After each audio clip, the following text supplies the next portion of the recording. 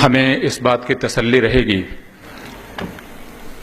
कि जब आगे ये देखा जाए कि आज़ाद भारत अपने सबसे खतरनाक मोड़ पर खड़ा था, सबसे खतरनाक क्षण से गुजर रहा था, लेखकों, बुद्धिजीवियों, वैज्ञानिकों, कलाकारों, छात्रों और नौजवानों ने ठीक उसी वक्त उठकर अपनी आवाज बुलंद की।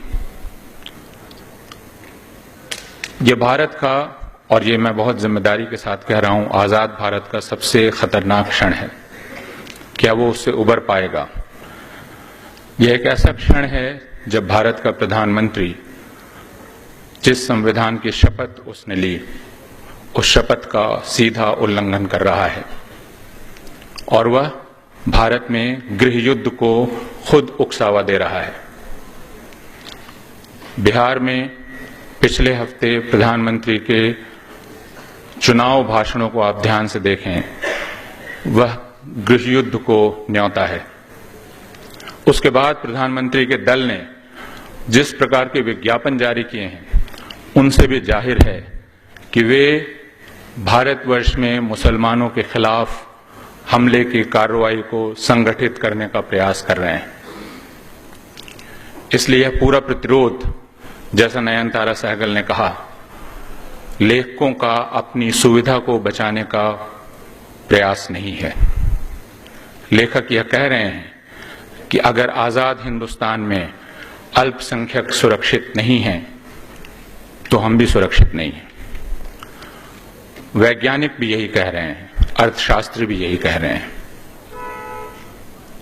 मैं आज से कई बरस पहले 1948 की जनवरी को याद करता हूं और उसके ब्यौरे को, जब इसी दिल्ली में मोहनदास करमचंद गांधी नाम का एक व्यक्ति आया था और सितंबर 1947 से उसने यहां डेरा डाला था। और 12 जनवरी के पहले उसने अपने एक दोस्त को कहा कि मुझे ऐसा लगता है कि अब दिल्ली बच नहीं पाएगी। अगर दिल्ली हाथ से निकल गई तो हिंदुस्तान हाथ से निकल गया समझो, और अगर हिंदुस्तान हाथ से निकल गया तो दुनिया के लिए भी उम्मीद बहुत कम बचती है। आज ऐसी ही घड़ी है।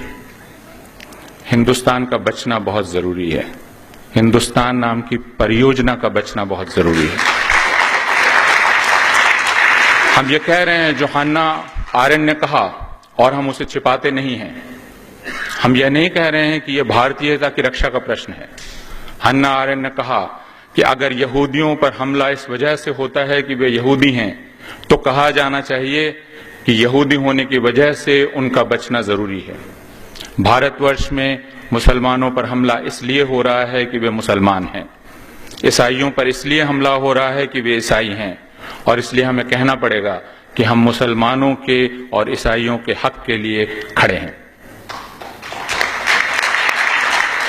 हम इसे छिपाना नहीं चाहते, और हम कहना चाहते हैं कि हम मोहनदास करमचंद गांधी और जवाहरलाल नेहरू की परंपरा के व्यक्ति हैं। मोहनदास करमचंद गांधी ने बहुत स्पष्ट शब्दों में कहा, और उनके शिष्य और उत्तराधिकारी जवाहरलाल नेहरू ने कहा, हिंदुस्तान में हिंदुओं की सरपरस्ती नहीं चलेगी। यहां बराबरी का हक है और बराबरी का दावा है।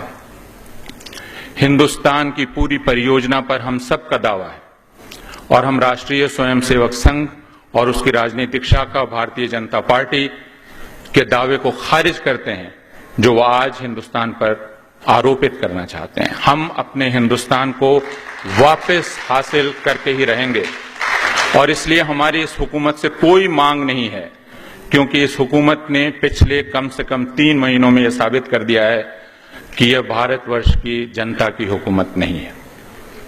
बहुत बहुत शुक्रिया।